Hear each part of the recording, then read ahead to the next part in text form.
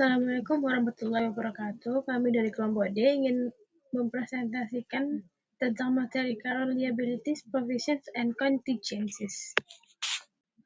Sebelumnya perkenalkan anggota kelompok D, saya sendiri Revalidia Priyanti dengan akhiran NPM 348, kemudian ada Najwa Nabiha dengan akhiran NPM 103, selanjutnya ada Fatarani Rizana dengan akhiran NPM 283, dan yang terakhir ada Najwa Livia Devita dengan akhiran NPM 336. PT Bank Mandiri Persero Tbk atau yang lebih kita kenal dengan Bank Mandiri adalah salah satu bank terbesar di Indonesia. Bank ini resmi berdiri pada tahun 1998 sebagai hasil penggabungan 4 bank milik negara, yaitu Bank Bumi Daya, Bank Dagang Negara, Bank Eksim, dan Bapindo. Walaupun tergolong baru secara resmi, sejarah dan pengalaman yang dibawanya sangat panjang karena mewarisi peran penting dari keempat bank tersebut yang telah lama melayani masyarakat Indonesia. Kantor pusat Bank Mandiri berada di Plaza Mandiri, Jakarta, namun jaringannya sangat luas dan dapat kita temui di seluruh penjuru Indonesia bahkan hingga ke luar negeri.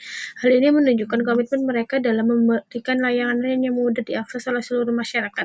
Dalam perjalanannya, Bank Mandiri tidak tinggal diam, mereka terus berinovasi mengikuti perkembangan zaman, terutama lewat transformasi digital. Salah satu contohnya adalah hadirnya aplikasi Livin Bank Mandiri yang memudahkan nasabah dalam melakukan berbagai transaksi secara online. Selain itu ada juga Kopra Bank Mandiri yang ditujukan untuk pelayanan perbankan koperasi. Tidak hanya itu, Bank Mandiri juga memiliki sejumlah anak perusahaan yang memperkuat layanannya seperti Mandiri Sekuritas, Aksa Mandiri, Mandiri Taspen, dan Mandiri Tunas Finance. Semua ini menunjukkan bahwa Bank Mandiri tidak hanya fokus pada perbankan, tetapi juga mencakup layanan keuangan secara menyeluruh. Dengan visi menjadi lembaga keuangan terdepan, Bank Mandiri terus berkomitmen untuk mendukung pertumbuhan ekonomi nasional dan memberikan akses keuangan yang inklusif dan modern bagi semua lapisan masyarakat. Jadi tidak heran kalau Bank Mandiri menjadi salah satu pilar penting dalam sistem keuangan di Indonesia. Profil singkat PT Bank Mandiri Persero Tbk. Nama perusahaan PT Bank Mandiri Persero Tbk dengan kode saham BMRI. Alamat kantor pusat Plaza Mandiri, Jalan Jenderal Gatot Subroto, Kaf 36-38 Jakarta 12190. Kontak email cma@bankmandiri.co.id. Telepon 0215265045, 52650095. Hunting. Fax 0215274477, 5275577.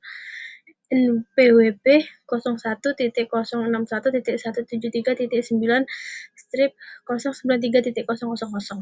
Situs web resmi www.bankmandiri.co.id.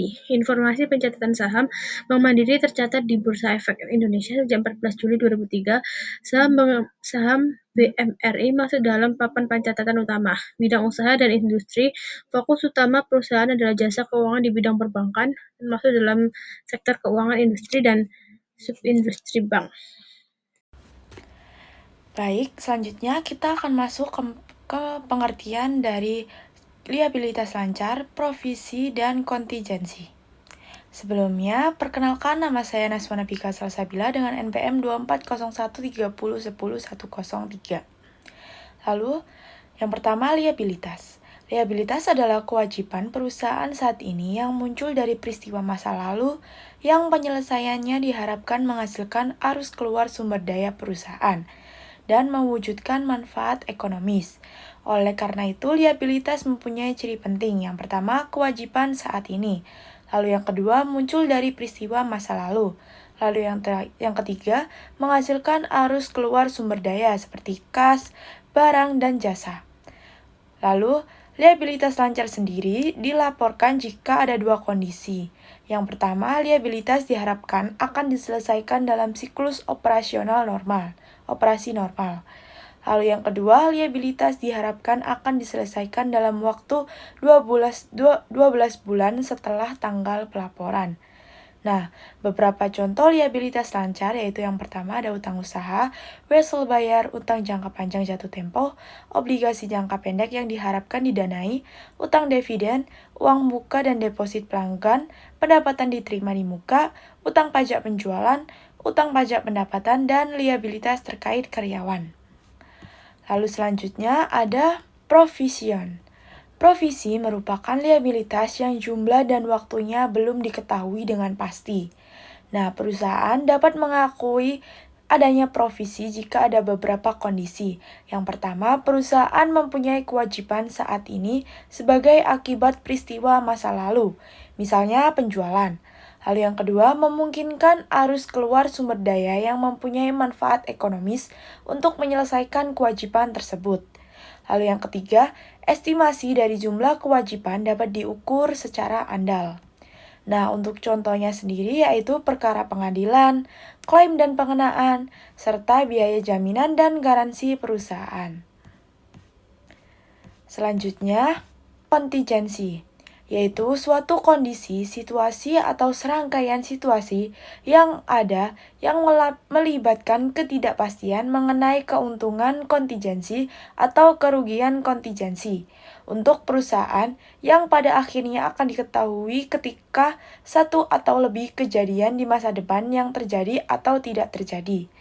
Nah, kontingensi sendiri dibagi menjadi dua, yaitu kontingensi liabilitas, yaitu situasi yang melibatkan ketidakpastian atas kemungkinan terjadi kerugian. Kewajiban kontingensi adalah kewajiban yang bergantung pada terjadinya atau tidak terjadinya satu atau lebih dari faktor-faktor tersebut bergantung kontingensi. Nah, suatu estimasi kerugian kontingensi harus diakrualkan dengan membebankannya ke beban dan kewajiban dicatat hanya jika kedua kondisi ini terpenuhi. Yang pertama, informasi yang tersedia sebelum penerbitan laporan keuangan menunjukkan kemungkinan besar kewajiban telah terjadi pada tanggal laporan keuangan. Lalu yang kedua, jumlah kerugian dapat diestimasi dengan layak. Selanjutnya ada kontingen aset, di mana klaim atau hak untuk menerima aktiva atau memiliki kewajiban yang menurun, yang keberadaannya tidak pasti tetapi pada akhirnya mungkin menjadi sah. Nah, contohnya sendiri yaitu penerimaan yang mungkin atas uang dari hadiah sumbangan, bonus, dan sebagainya. Kemungkinan restitusi pajak, penundaan kasus pengadilan yang hasilnya mungkin menguntungkan. Selanjutnya, saya akan mengklasifikasikan dan menjelaskan mana nih liabilitas jangka pendek dan jangka panjang di PT Bank Mandiri Tbk pada tahun 2024 berdasarkan laporan posisi keuangan konsolidasiannya per 31 Desember 2024. Yang pertama kita bahas dulu mengenai liabilitas jangka pendeknya atau current liabilities. Nah, liabilitas jangka pendek itu adalah kewajiban yang diharapkan akan diselesaikan dalam waktu 1 tahun atau 12 bulan. Nah, di sini itu yang pertama ada simpanan nasabah, bisa dilihat. Simpanan nasabah ini menjadi komponen terbesar dalam liabilitas jangka pendek, yaitu sebesar 1.508 triliun. Kemudian yang selanjutnya ada simpanan dari bank lain. Nah, ini tuh adalah liabilitas yang timbul dari dana yang disimpan oleh bank lain di Bank Mandiri sebesar 14,8 triliun. Nah, kemudian ada liabilitas derivatif. Ini adalah kewajiban yang timbul dari transaksi derivatif sebesar 4,9 triliun. Nah, kemudian ada liabilitas akseptasi. Nah, ini tuh berasal dari transaksi akseptasi yang mana sebesar 16,7 triliun. Kemudian ada lagi namanya pinjaman yang diterima. Ini adalah jumlah pinjaman yang diterima dan masih harus dilunasi dalam jangka pendek. Ini sekitar 34,2 triliun. Lalu ada liabilitas segera, yakni liabilitas yang harus dibayar dalam waktu dekat sebesar 2,3 triliun. Ada utang pajak yang belum dibayar sebesar 2 triliun. Kemudian ada beban yang masih harus dibayar. Jadi ini adalah jumlah beban yang udah terjadi tetapi belum dibayar, yakni sebesar 10,9 triliun. Lalu ada estimasi kerugian komitmen dan kontingensi, yang mana adalah estimasi atas kerugian yang mungkin timbul dari komitmen dan kontingensi sebesar 3,1 triliun. Lalu ada liabilitas kepada pemegang polis, adalah kewajiban kepada para pemegang polis, yakni adalah sekitar 2,1 triliun. Nah, kemudian ada liabilitas lain-lain. Nah, ini tuh adalah kewajiban lain yang masuk ke kategori liabilitas jangka pendek, yakni sebesar 34,3 triliun. Nah, selanjutnya kita ke klasifikasi liabilitas jangka panjangnya atau non-current liabilities. Nah, liabilitas jangka panjang ini adalah kewajiban yang pembayarannya itu lebih dari 1 tahun ke depan atau lebih dari 12 bulan. Nah, di sini yang pertama ada liabilitas imbalan kerja, yaitu kewajiban perusahaan kepada karyawan atas imbalan kerja yang belum dibayar, yakni sebesar 13,9 triliun. Kemudian yang kedua ada liabilitas pajak tangguhan, yaitu kewajiban pajak tangguhan yang harus dibayar di masa depan sebesar 10 triliun. Kemudian ada efek-efek yang diberikan. Nah, ini tuh merupakan efek-efek seperti obligasi yang diterbitkan, yakni sebesar 35 triliun. Kemudian ada peminjaman subordinasi. Nah, di sini adalah pinjaman yang memiliki peringkat lebih rendah dibandingkan pinjaman yang lain, yang mana jumlahnya ini sebesar 33,5 triliun. Nah, di sini total liabilitas jangka panjang dari PT Bank Mandiri pada tahun 2024 itu adalah sekitar 92,6 triliun. Sedangkan kalau yang tadi itu total liabilitas jangka pendeknya di PT Bank Mandiri pada tahun 2024 itu mencapai sekitar 1.635 triliun.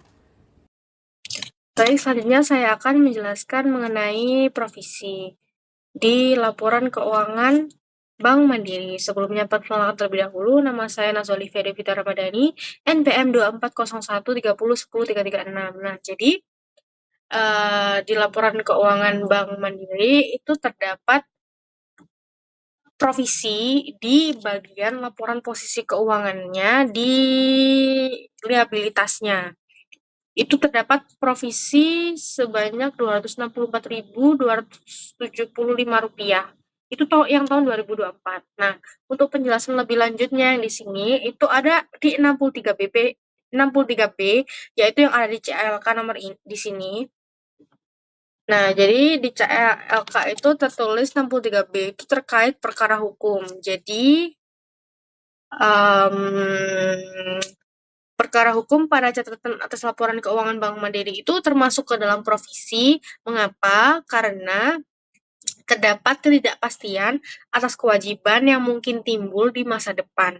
Lalu Bank Mandiri saat ini tuh masih menghadapi sejumlah gugatan hukum yang belum memiliki kepastian hasil akhir, seperti kasus yang masih dalam proses banding, sehingga perlu dilakukan antisipasi terhadap potensi kerugian tersebut. Selain itu, salah satu perkara telah menghasilkan putusan pengadilan yang mengharuskan bank membayar ganti rugi sebesar Rp1.858.000. Nah, hal ini tuh menunjukkan bahwa kemungkinan terjadinya kerugian itu cukup besar dan jumlahnya dapat diestimasi secara andal, sehingga sesuai dengan standar akuntansi, provisi harus diakui dalam laporan keuangan Bank Mandiri ini. Nah, selanjutnya itu kontingensi. Nah, untuk kontingensi itu sendiri di laporan Bank Mandiri, menurut saya yang saya dapat tangkap itu kontingensinya berupa garansi yang diterbitkan maupun yang diterima, dan juga pendapatan bunga dalam penyelesaian dan juga standby letter of credit, sama yang poin lain-lain itu. Jadi, kenapa sih kok yang saya sebutkan tadi itu termasuk kontingensi? Karena uh, karena yang pertama itu pastinya mengandung ketidakpastiannya. Jadi kontingensi itu timbul dari situasi di mana terdapat ketidakpastian tentang apakah perusahaan itu akan menerima atau harus membayar sejumlah uang di masa depan. Gitu. Mungkin kalau kayak bank garansi yang diterbitkan itu, bank itu hanya akan menanggung pembayaran jika pihak yang dijamin itu gagal memenuhi kewajiban. Begitu juga dengan pendapatan bunga, hanya akan menjadi pendapatan jika benar-benar ditagih dan diterima. Gitu. Baik, itu saja dari kami. Terima kasih atas perhatiannya. Kami dari kelompok D mengucapkan mohon maaf apabila ada kesalahan dalam informasi maupun dalam penjelasannya. Terima kasih.